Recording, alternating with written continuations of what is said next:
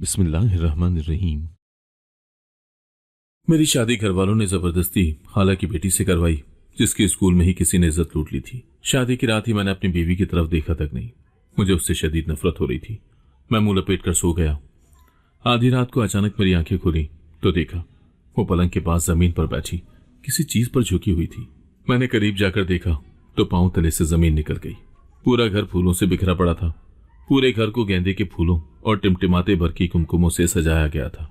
मेहमान आना शुरू हो चुके थे, जबकि शादी की हर तरह की तैयारी भी मुकम्मल हो चुकी थी। सजावट की वजह से पूरा घर बहुत प्यारा लग रहा था। मेरे घर वाले भी चहचहाते हुए इधर उधर फिर रहे थे और मेहमानों की आवभगत कर रहे थे। मेहमानों की वजह से अलग शोर उमड़ रहा था और सबके चेहरों पर खुशी भरी रौनक छाई हुई थी, जो ये बताने को काफी थी कि सभी मेरी शादी से कितना खुश हैं।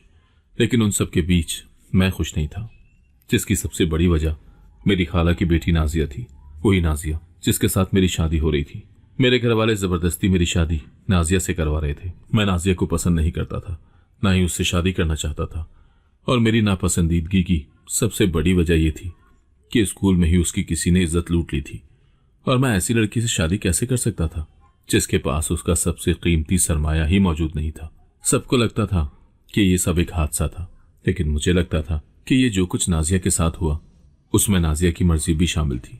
उस वक्त शादी भरा ये माहौल मुझे जहर से भी ज्यादा बुरा लग रहा था। लेकिन बेबसी का ये आलम था कि मैं कुछ भी नहीं कर सकता था। उस वक्त मैं अपने घर के सहन में खड़ा था, जहां मेहंदी की रस्म होना थी। यहां खड़े खड़े मुझे अपना वो बेबसी भरा दिन याद आने लगा, जब यहां ही खड़े होकर अम्मा ने मुझसे मेरी नाजिया के साथ शादी की बात की थी, जिस पर मैंने दो टोक इनकार कर दिया था। लेकिन मेरे इनकार को किसी खातिर में नहीं लाया गया था। वो दिन याद करके मैं एक बार फिर कुड़ने लगा। ये नाजिया की वजह से मुझे पहली बार अपने बाप से थप्पड़ भी पड़ा था। अम्मा, नहीं करनी मुझे शादी, और आपकी भांजी से तो बिल्कुल भी नहीं। मैंने बिना डरे और बिना घबराए दो टोक इनकार कर दिया था। हम सब सहन में जमा थे। वहां मेरी भाभी, दो बड़ी बहनें, अम्मा अब्बा के अलावा हम सब लोग खड़े थे, जबकि वो खुद सहन में रखे तख्त पर बैठे हुए थे। मेरे इनकार पर जहां बाकी सबका हाथ मुंह तक गया था, वहीं अब्बा ने मुझे खुशमगी निगाहों से घूरा था, जबकि अब्बा का तो बस ही नहीं चल रहा था कि वो मेरा चेहरा थप्पड़ मार मार कर लाल कर दे। भाई जॉब की वजह से बैरून मुल्क मुकीम थे, तभी उस वक्त वो वहां मौजूद नहीं थे। इससे नहीं करनी तो फिर किससे करवानी है तुमने शादी? नाम बताओ मुझे उसका, ताकि मैं अभी के अभी उसका काम तमाम कर दूं। मेरे चुप होते ही अम्मा ने तड़क कर कहा तो मैं उनका चेहरा देख कर रह गया। अब ऐसी भी कोई बात नहीं थी कि मैं किसी को पसंद करता हूं। इस तरह बात का हल नहीं निकलेगा, और न ही ये जवान औलाद से बात करने का कोई खास तरीका है। सुकून और तहम्मुल से उसकी बात तो सुनो, वो कहना क्या चाहता है।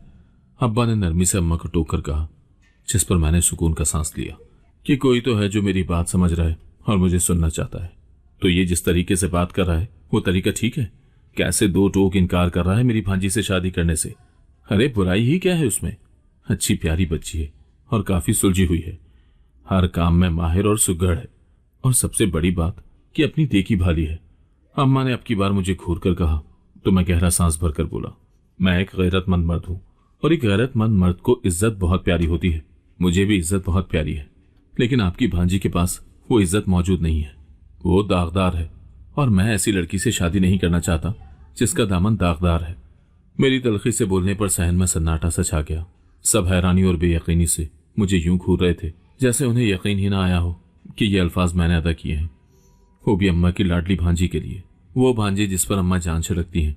अपनी बात कहकर मैं सर झुकाकर खड़ा हो गया था। मुझे परवाह नहीं थी कि कोई मेरे बारे में क्या सोचता है। मुझे सिर्फ इतना पता था कि मैं क्या चाहता हूं और वही करूंगा। मैं सर झुकाए चुपचाप खड़ा था कि सहन में अचानक ठा की आवाज गूंजी और मैं अपने कदमों से लड़खड़ा गया। मुझे मेरे गाल पर शदीद जलन का एहसास हो रहा था, क्योंकि वो थप्पड़ मुझे पड़ा था और मारने वाला कोई और नहीं बल्कि मेरा बाप था। मुझे यकीन नहीं आ रहा कि मेरे बेटे होकर तुम इतने कमजोर हो सकते हो। मैंने तुम्हारी ये तरबियत तो नहीं की थी कि तुम एक लड़की के बारे में इस तरह की कोई घटिया बात कहो। जो कुछ भी हुआ उसमें उस बेचारी का कोई भी कसूर नहीं था, बल्कि वो एक हादसा था जो किसी के साथ भी पेश आ सकता था। और किसी लड़की के बारे में बात करते हुए ये तुम क्यों भूल गए कि तुम्हारी अपनी भी दो बहनें हैं? अब्बा ने बेहद भड़कते हुए अंदाज में कहा, जिस पर मेरा सर शर्मिंदगी से झुक गया। लेकिन मैं दिले दिल में पेचोताप खा रहा था। ये अम्मा की भांजी की वजह से मुझे आज पहली बार अपने बाप से थप्पड़ पड़ा था। मेरे दिल में उसके लिए नफरत मजीद बढ़ गई थी। मेरे चेहरे पर बेशक शर्मिंदगी थी, लेकिन मेरा दिल अब भी उससे शादी करने पर राजी नहीं था और न ही कभी हो सकता था। मैंने सर उठाकर एक नजर सबकी तरफ देखा तो सब अफसोस और तरहुम से मेरी तरफ ही देख रहे थे, जिस पर मैंने सर झटका। अगर तुमने नाजिया से शादी ना की तो मेरा मरा हुआ मुंह देखोगे और मैं ये वसीयत करके मरूंगी कि आखिरी वक्त में तुम्हें मेरा चेहरा भी देखने ना दिया जाए। अम्मा ने अपनी जगह से उठकर मेरे सामने खड़े होते हुए कहा तो एक बार को मेरा वजूद हिल कर रह गया कि अम्मा नाजिया के खातिर मुझसे ये सब करने को कह रही थी। इतना कहकर अम्मा सबको अंदर लेकर चली गई, जबकि मैं वहीं तख्त पर ढह गया। सो चुका अंबार था जो मेरे जहन में उमड़ पड़ा था और मुझे कुछ भी समझ नहीं आ रहा था कि मैं क्या करूं। अम्मा ने जो धमकी दी थी मैं उसे कभी सच नहीं होने देना चाहता था कि मुझे अपनी मां से बड़ा प्यार था। उस दिन के बाद से अम्मा और बाकी सबने मेरा बाइकाट कर दिया था और फिर सबकी नाराजगी देखते हुए मैं उनकी जिद के आगे हार गया था और नाजिया से शादी करने के लिए मान गया था। यही वजह थी कि आज मैं उस सजे सजाए घर में खड़ा था जहां मैं नाजिया को रुखसत करके लाने वाला था। वो दिन याद आते ही मेरा हलक तक कड़वा हो गया था, क्योंकि उस दिन फैसला मेरी मंशा के खिलाफ हुआ था। मेरी अम्मा का फैसला जिस पर मैं बिल्कुल राजी नहीं था, लेकिन मजबूर होकर हामी भर चुका था। सर झटक कर मैं अंदर की तरफ बढ़ गया ताकि तैयार हो सकूं। मेहंदी का फंक्शन रात के 1 बजे तक जारी रहा था, जिसके दौरान रस्म के मुताबिक मुझे मेहंदी वगैरह लगाई गई और पैसे दिए गए। इस सारे काम के दौरान मैं उकताया हुआ सा बैठा था, लेकिन किसी को कोई परवाह न थी, बल्कि सब बेहद खुश नजर आ रहे थे। रात खत्म हुई तो अगला दिन चढ़ाया। सब लोग सुबह से ही तैयारियों में मगन थे। ऐसी खासो खास तैयारी की जा रही थी जैसे हम किसी आम लड़की को नहीं, शहजादी को ब्याह कर ला रहे हैं। और ये सच था भी, मेरे अलावा वो सबके लिए शहजादी ही थी। मेरे दिल में तो उसके लिए सिर्फ नफरत और कराहियत मौजूद थी, जो शायद कभी खत्म होने वाली नहीं थी।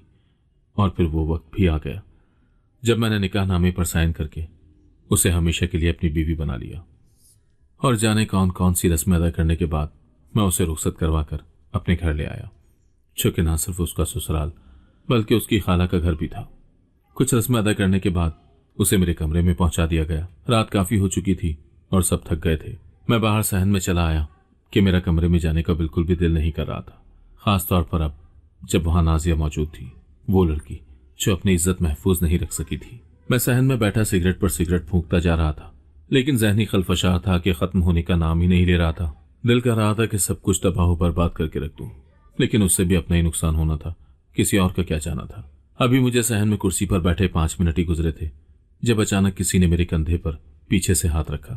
मैं अपने ख्यालों से चौंका तो देखा कि सामने ही अम्मा खड़ी थी और मोहब्बत भरी निगाहों से मुझे ही देख रही थी। मैंने अपना रुख वापस सामने की तरफ मोड़ लिया, यूं जैसे मैं मां को देखने से परहेज कर रहा था। मेरी इस हरकत पर अम्मा कुछ देर के लिए चुप रही, फिर कहने लगी, जो हुआ उसमें अल्लाह की रजा शामिल थी। वो सब कुछ किस्मत में ऐसे ही होना लिखा था, उसे ना तुम रोक सकते थे और ना हम। हर काम में अल्लाह की हिकमत होती है जिसे हम आम इंसान समझ नहीं सकते। नाजिया से तुम्हारी शादी में जरूर कोई ना कोई हिकमत होगी जिसे तुम अभी समझ नहीं पा रहे, लेकिन आहिस्ता आहिस्ता समझ जाओगे। इस वक्त तुम अपने कमरे में जाओ और आराम करो, काफी थक गए होगे। अम्मा मुझे नरमी से समझाकर मुड़ी और जाने लगी, मगर अभी अम्मा ने 2 कदम भी ना उठाए होंगे कि कुछ याद आने पर वो रुककर मेरी तरफ पलटी। नाजिया एक अच्छी लड़की है जिसे तुम बचपन से जानते हो। वो तुम्हारी कजन ही नहीं बल्कि अब तुम्हारी बीवी यानी तुम्हारी जिम्मेदारी भी है, और उसे खुश रखना तुम्हारा फर्ज है। इसलिए मैं कभी उसकी आंखों में आंसू ना देखूं और ना ही तुम उससे कोई बुरा सलूक करोगे। अम्मा ने कहा तो मैंने चारों ना चार सरहा में हिला दिया। मैं अब चलती हूं, तुम भी अपने कमरे में जाओ और आराम करो। इतना कहकर अम्मा अंदर चली गई। अम्मा की कोई भी बात मुझे अच्छी नहीं लगी थी, लेकिन उनकी बात मानने के अलावा मेरे पास और कोई चारा नहीं था। मजीद 5 मिनट वहां ठहर कर मैं अंदर की जानिब बढ़ गया। बोझल कदमों से चलता हुआ मैं अपने कमरे की तरफ आया और दरवाजा खोलकर अंदर दाखिल हो गया। पूरा कमरा फूलों की खुशबू से महक रहा था। ये बात मानने में मुझे कोई आड़ न थी कि पूरा कमरा ही बहुत खूबसूरती से सजाया गया था, लेकिन ये खूबसूरती भी मेरे दिल को खुश नहीं कर पाई थी, क्योंकि कमरे के वस्त में रखे गए बड़े से बेड पर नाजिया अपना खूबसूरत लहंगा फैलाए बैठी थी। मैंने उसके चेहरे की तरफ देखने की बिल्कुल कोशिश न की। बगैर उसकी तरफ देखे और बगैर कोई बात किए मैं अपने कपड़े अलमारी से लेकर बाथरूम में घुस गया। कुछ ही देर में मैं कपड़े बदलकर वापस आया और नाजिया का लहंगा एक तरफ हटाकर करवट लेकर सो गया। मैंने उसकी तरफ पुश्त कर ली थी और इसे बिल्कुल भी नहीं देखा था। ये शादी की रात थी, लेकिन मैंने अपनी बीवी की तरफ देखा तक नहीं। मुझे उससे शदीद नफरत हो रही थी, क्योंकि उसकी वजह से मेरे घर वाले मुझसे जिद पर उतर आए थे। यहां तक कि अब्बा ने मुझ पर हाथ भी उठा लिया था। कभी कभी जिंदगी हमसे वो काम करवा लेती है जो हम करना ही नहीं चाहते, ऐसे काम जो हमें नागवार गुजरते हैं, लेकिन वो जिंदगी ही क्या जो हमारी मंशा के मुताबिक चले। और मेरे साथ भी जिंदगी ने यही किया था। मेरा बस नहीं चल रहा था कि मैं उसे धक्का देकर कमरे से निकाल दूं, लेकिन मैं ऐसा नहीं कर सकता था। अगर मैं ऐसा करता तो अम्मा मुझसे शदीद नाराज हो जाती, और ऐसा मैं हरगिज नहीं चाहता था। यही सोचते सोचते मैं मुंह लपेट कर सो गया। आधी रात का वक्त था जब अचानक मेरी आंखें खुली तो मैंने देखा कि वो पलंग के पास जमीन पर बैठी किसी चीज के ऊपर झुकी हुई थी। ये देखकर मुझे कुछ हैरत हुई कि वो आधी रात के वक्त बिस्तर के बजाय नीचे क्या कर रही है। पहले तो मैंने उसे आवाज देना चाहिए, मगर फिर अपना इरादा तर्क कर दिया और बिस्तर से नीचे उतरकर आहिस्ता आहिस्ता चलता हुआ उसकी जानिब बढ़ने लगा। मैंने करीब जाकर देखा तो पांव तले से जमीन निकल गई, क्योंकि उसके हाथों में 2 खुश्क फूल, एक डायरी, एक खूबसूरत मगर पुराना सा पेन और एक जंग आलूद चेन मौजूद थी। उसने सीने से एक फोटो फ्रेम भी लगा रखा था जिसमें मौजूद तस्वीर मुझे दिख नहीं पाई थी, लेकिन यकीनन वो उसी शख्स की तस्वीर होगी जिसके साथ उसका ताल्लुक था और जिसने उसकी इज्जत खराब की थी। हाँ, बाकी घर वालों के बरक्स मुझे यकीन था कि स्कूल में ही उसका किसी के साथ अफेयर था और उसी के साथ उसने अपनी इज्जत खराब की थी, जबकि बाकी सबने इस बात पर यकीन कर लिया था कि उसकी इज्जत किसी स्कूल के मुलाजिम ने खराब की थी। इस वक्त भी उसके पास ये सब देखकर मेरा खून खौल उठा था। मेरे निकाह में होते हुए भी वो अपनी बेगैरती से बाज नहीं आई थी। मेरे पैरों के नीचे से जमीन न निकलती तो क्या होता। वो हल्का हल्का लरज रही थी, जिससे मुझे अंदाजा हुआ कि वो शायद नहीं बल्कि यकीनन रो रही थी। एकदम मुझे अपना सर घूमता हुआ महसूस हुआ और खून में जैसे गुस्से के शरारे दौड़ने लगे।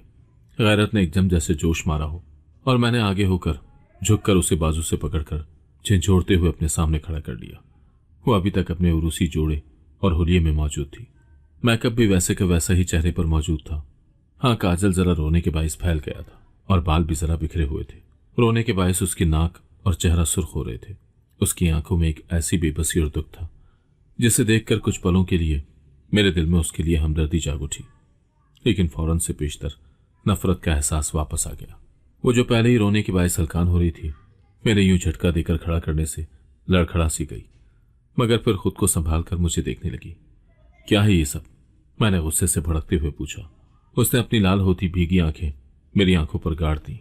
ये मेरा माजी है, उसने बेहद तकलीफ भरे लहजे में कहा। तुम्हारा माजी मेरा हाल खराब कर रहा है, मैंने भी तलखी भरे अंदाज में कहा। तो वो यकटुक मुझे देखती गई जैसे बेबसी हो। आइंदा मुझे ये सब चीजें नजर न आए, मैंने उसे एक झटके से छोड़कर कहा, तो वो सर झुकाकर इस बात में सर हिला गई। मैं उसे वहीं छोड़कर बेड पर जाकर लेट गया और कुछ ही देर में गहरी नींद में उतर गया। अगले दिन वलीमा था, लेकिन मेरा ये दिन भी मेरे लिए खुशी के बजाय उकताहट भरा था। एक अजीब सी चिढ़ और सरदर्द था जिसने मुझे घेरा हुआ था, और ये सरदर्द बढ़ता ही जा रहा था। न जाने क्यों, मगर मेरे साथ ये अजीब मसला था कि कोई चीज या बात मेरे मिजाज के खिलाफ होती तो मुझे सरदर्द होना शुरू हो जाता था और मुसलसल होता रहता था, और अब भी हो रहा था, और अब शायद होते ही रहना था। वलीमे का दिन गुजर गया और नाजिया रस्म के मुताबिक अपने मायके चली गई थी, जिस पर मैंने भी शुक्र अदा किया। जाना तो मुझे भी था, मगर मैं खुद ही नहीं किया कि वहां जाकर मुझे अपना सर दर्द और उकताहट नहीं बढ़ानी थी। अगले दिन नाजिया वापस आ गई थी और जिंदगी अब रफ्ता रफ्ता गुजरने लगी थी। नाजिया के साथ मेरा रवैया बिल्कुल अजनबियत भरा था, और हैरत की बात थी कि उसने भी मेरे इस रवैये की बिल्कुल शिकायत नहीं की थी, ना ही मुझसे, ना ही अम्मा या घर में किसी और से। मगर अम्मा के सामने मैं उससे नॉर्मल रवैया ही रखता था ताकि अम्मा का दिल मेरी तरफ से खराब ना हो।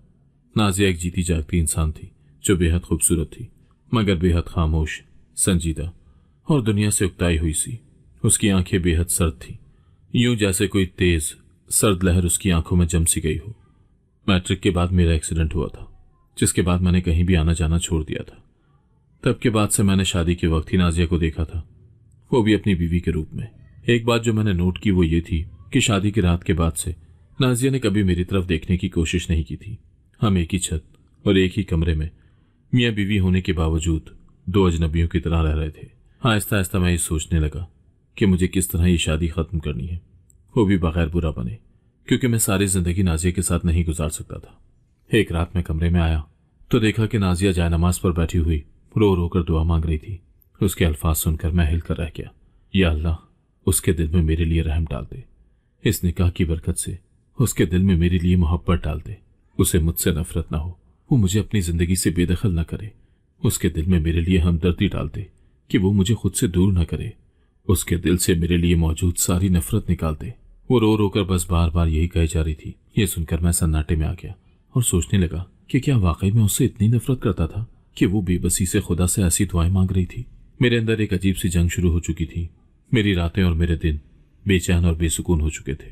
मेरी बेचैनी बढ़ती गई तो मैंने फैसला कर लिया और अपने इस फैसले का जिक्र अपने वालिदैन से किया कि मैं नाजिया के साथ नहीं रह सकता और ये कि रिश्ता खत्म करना ही बेहतर है। मेरी बात सुनकर मेरे वालिद ने कहा, यह शादी तुम्हारी मर्जी से नहीं हुई, लेकिन अब नाजिया तुम्हारी जिम्मेदारी है। तुम उसे छोड़ नहीं सकते क्योंकि ये खानदान की बका और इज्जत का सवाल है। इस रिश्ते के खत्म होने से 2 खानदान टूट जाएंगे और फिर कभी पहले की तरह नहीं हो सकेंगे। तुम्हें यह रिश्ता हर हाल में निभाना है ताकि खानदान की इज्जत बचाई जा सके। मेरी उलझन और बेसुकूनी मजीद बढ़ गई थी। मैं नाजिया को ना छोड़ पा रहा था और ना अपना पा रहा था। मुझे यही लग रहा था कि ऐसे तो मैं नफ्सियाती बन जाऊंगा। नाजिया के साथ मेरा रवैया बेहतर क्या होता, बल्कि बद से बदतर होता जा रहा था। वो हर वक्त ख्यालों में डूबी रहती, किसी बात का जवाब भी हूं हाँ में ही देती। उस पर किसी रोबोट का गुमान होता था जिसमें ना जज्बात हैं ना एहसासात, जिसकी वजह से मुझे उससे मजीद चिढ़ होती। उसे देखकर मुझे यही लगता था कि वो हर वक्त अपने आशिक के ख्यालों में डूबी रहती है और उसी की वजह से वो मेरे साथ नहीं रहना चाहती, क्योंकि वो हर वक्त डायरी थामे रखती थी जिसमें उसने सूखे फूल रखे हुए थे। शायद उसके आशिक ने उसे दी थी। अब मैं अपना सारा गुस्सा और फ्रस्ट्रेशन उसी पर उतारने लगा था। एक दिन मैं काम से वापस आया तो वो कमरे में नहीं थी। यूं तो उसकी गैर मौजूदगी का मुझ पर कोई असर नहीं पड़ता था, लेकिन न जाने क्यों मुझे उलझन सी होने लगी। मैं उसे अपने सामने देखना भी नहीं चाहता था और अब जब वो मेरे सामने नहीं थी तो उसकी गैर मौजूदगी मुझे बुरी लग रही थी। मैं तेजी से अपने कमरे से बाहर आया और पूरा घर छान मारा, मगर वो मुझे कहीं भी नजर न आई। परेशान होकर मैंने फर्दन सबसे पूछा, मगर किसी को भी मालूम नहीं था कि नाजिया कहाँ गई। नाजिया को गैर मौजूद पाकर सभी परेशान हो गए थे और बारी बारी सब रिश्तेदारों को फोन करने लगे थे कि कहीं नाजिया वहां तो नहीं आई, मगर नाजिया किसी के यहां भी नहीं गई थी। मैं तेजी से अपने कमरे में वापस आया और नाजिया का सारा सामान चेक किया तो ये देखकर मुझे बहुत हैरत हुई कि नाजिया का सारा सामान अपनी जगह पर मौजूद था। अचानक मेरी नजर साइड टेबल पर रखे लैंप पर पड़ी जिसके नीचे एक कागज दबा हुआ था। मैंने तेजी से वो कागज लैंप के नीचे से निकाल कर देखा। उसमें एक तहरीर दर्ज थी। मैं जानती हूं आपको मेरा वजूद बुरा लगता है, आप मुझे अपने सामने देखना नहीं चाहते, ना ही आप दिल से मुझे अपनी बीवी मानते हैं, बल्कि इस रिश्ते को कागजी समझते हैं और ये रिश्ता भी खाला और खालू के कहने पर निभा रहे हैं। मुझे लगा था कि वक्त के साथ सब कुछ ठीक हो जाएगा और आप मुझे कबूल कर लेंगे, लेकिन ऐसा कुछ भी नहीं हुआ। मुझे अंदाजा हो गया है कि आपके दिल में मेरे लिए कोई जगह नहीं। मेरा माजी आपके दिल का कांटा बन गया है, लेकिन मैं हकीकत को बदल नहीं सकती, नहीं मैं आपको मजीद अजियत में मुब्तला रखना चाहती हूँ। इसीलिए हमेशा के लिए आपकी जिंदगी से जा रही हूँ। वो खत मेरे हाथ से छूट कर नीचे जा गिरा।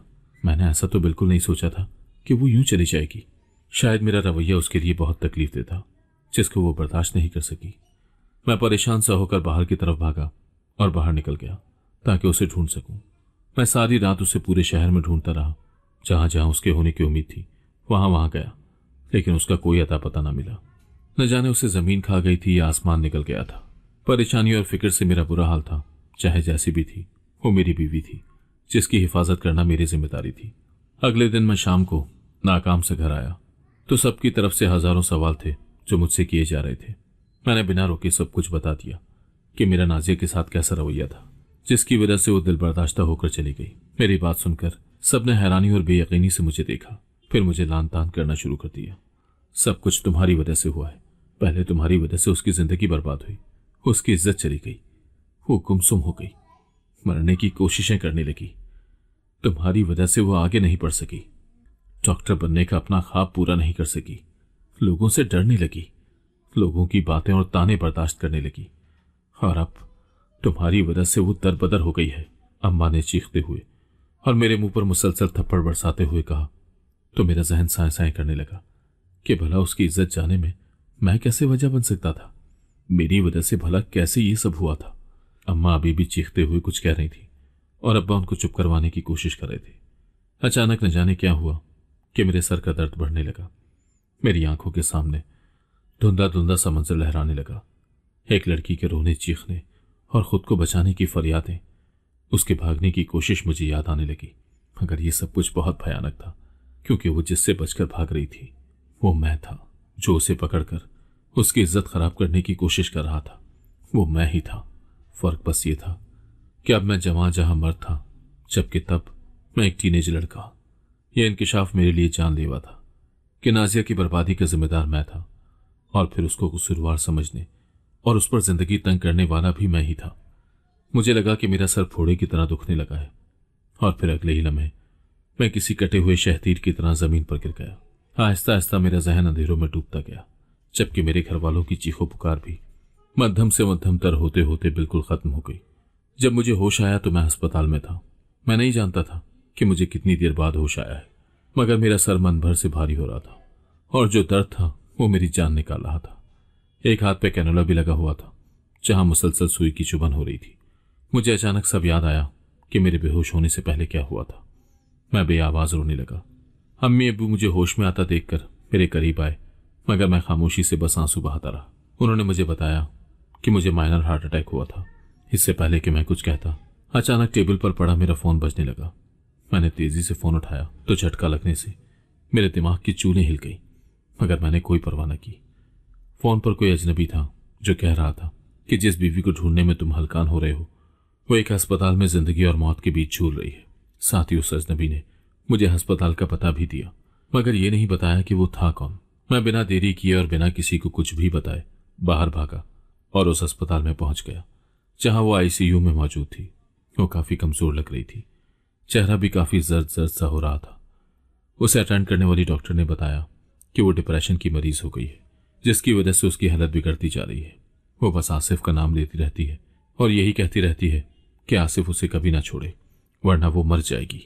वो आसिफ से बहुत मोहब्बत करती है और उसकी तमाम तर नफरत के बाद भी उसके बगैर नहीं जी सकती। डॉक्टर ने यह भी बताया कि वो 1 महीने की हामला है और इतना डिप्रेशन और जहनी दबाव उसकी हालत के लिए सही नहीं है। डॉक्टर की बातें सुनकर मुझे धचका सा लगा, क्योंकि आसिफ मैं ही था और मुझे सब याद भी आ चुका था। लेकिन इससे भी ज्यादा सरप्राइजिंग उसके हामला होने की खबर थी। इस बात पर मुझे कोई शक नहीं था कि वो बच्चा मेरा ही था, क्योंकि वो मेरी बीवी थी। मैं डॉक्टर की इजाजत लेकर तेजी से अंदर गया और नाजिया का माथा चूमा, जिसने मेरी सेहत की खातिर अपनी जात पर इतना कुछ बर्दाश्त किया। कसूरवार भी मैं ही था और उससे नफरत भी मैंने ही की थी कि वो घर छोड़ने पर मजबूर हो गई थी। मुझे वो मोहब्बत याद आने लगी जो मैंने उससे की थी, बचपन की मोहब्बत जिसे मैं भूल गया था और भूलकर नाजिया को सजा दे दी थी। मैंने डॉक्टर से मशवरा किया और फिर नाजिया का बेहतरीन इलाज शुरू करवाया ताकि वो जल्द से जल्द ठीक हो सके। मैंने नाजिया के मिलने की इत्तला घर पर भी दे दी थी ताकि उनकी परेशानी दूर हो सके।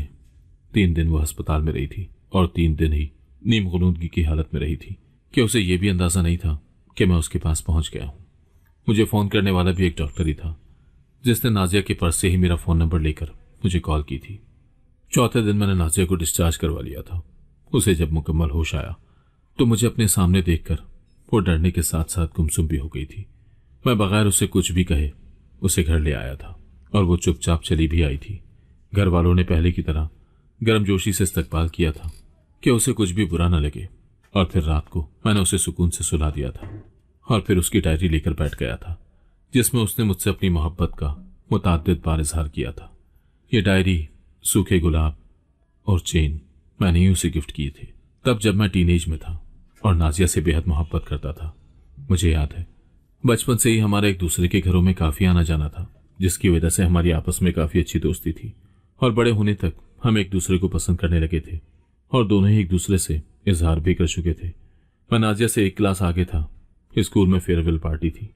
नाजिया अच्छी तरह तैयार होकर आई थी और बेहद खूबसूरत लग रही थी। पार्टी के बाद सब चले गए थे।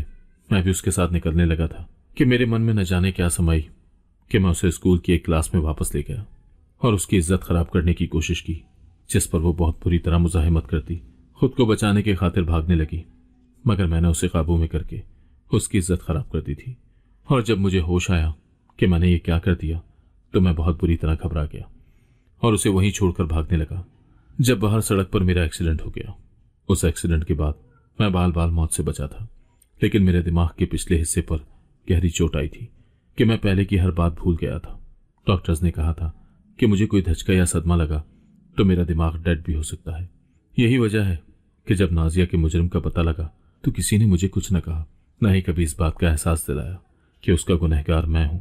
मगर यह तय जरूर कर दिया था कि नाजिया की इज्जत अगर मैंने खराब की है तो उसको आबाद भी मैं ही करूंगा, उससे शादी करके। तभी मेरे लाख इनकार करने के बाद भी मेरी शादी नाजिया से करवा दी गई, और वो भी मेरी सेहत की खातिर। सब सहती खामोश रही। आधी रात गुजर चुकी थी और मैं सब कुछ याद करके बेशुमार हो रहा था कि तभी मेरी नजर अपनी बीवी पर पड़ी, जो गहरी नींद सोई हुई थी। उस पर नजर पड़ते ही मेरे पैरों तले से जमीन निकल गई, क्योंकि वो नींद में बुरी तरह रोते हुए माफी मांग रही थी और फरियाद कर रही थी कि मैं उसे जाने दूं, उसकी इज्जत खराब ना करूं, वरना वो मर जाएगी। मुझे बेतहाशा शर्मिंदगी ने आन घेरा कि मेरी वजह से वो क्या क्या सहती रही थी। तभी वो फिर से बोलने लगी कि चाहे मैं उससे नफरत करूं या चाहे अपनी बीवी ना समझूं, मगर उसे खुद से अलग न करूं, ना ही उसे छोड़ूं। मैं मजीद शर्मिंदा हो गया और तेजी से उठा और उसके पैरों को छूकर उससे माफी मांगने लगा। वो अचानक अफ्ताब पर घबरा गई, मगर जब उसे समझ आया कि मुझे सब याद आ गया है तो वो बहुत बुरी तरह रोने लगी। मैं मुसलसल माफी मांगता रहा और जब वो संभली तो उसने आला ज़र्फी का मुजाहरा करके मुझे माफ कर दिया। उसके बाद आहिस्ता आहिस्ता सुकून और इत्मीनान हमारी जिंदगी में वापस आ गया और हम दोनों हंसी खुशी जिंदगी गुजारने लगे। वो मेरे साथ मुतमईन थी। कभी कभी वो कहती थी कि उसे यकीन ही नहीं आता कि उसे तमाम खुशियां वापस मिल चुकी हैं और उसे ऐसा लगता है जैसे वो कोई ख्वाब देख रही है, मगर मैं उसे यकीन दिलाता कि ऐसा हो चुका है। अब हर तरफ बस खुशियां ही खुशियां हैं और गम का कभी साया भी हम पर नहीं पड़ेगा, जिस पर वो मुस्कुराकर मेरे साथ लग जाती। हम माजी को पीछे छोड़कर अपने हाल और मुस्तकबिल को बेहतर बनाने की कोशिश में लग गए थे। कुछ अरसे के बाद हमारा बेटा पैदा हुआ, जो हमारी खुशियों का मरकज बन गया था। हमने अपने बच्चे को अपनी तमाम मोहब्बत और तवज्जो दी ताकि उसकी जिंदगी में किसी किस्म का कोई खला ना हो। वो हमारे लिए अल्लाह की तरफ से एक ऐसा इनाम था जिसने हमारे माजी की तमाम तलखियों को धुंधला कर दिया और हम हर गम भूलकर अपनी खुशियों को जीने लगे। अगर आपको आज की कहानी पसंद आई है तो वीडियो को जरूर लाइक कीजिएगा और अपने दोस्तों के साथ भी शेयर कीजिएगा। और हां, अगर आपने अभी तक हमारा चैनल सब्सक्राइब नहीं किया तो जरूर सब्सक्राइब करें। मिलते हैं कल एक नई और दिलचस्प कहानी के साथ। अल्लाह हाफिज।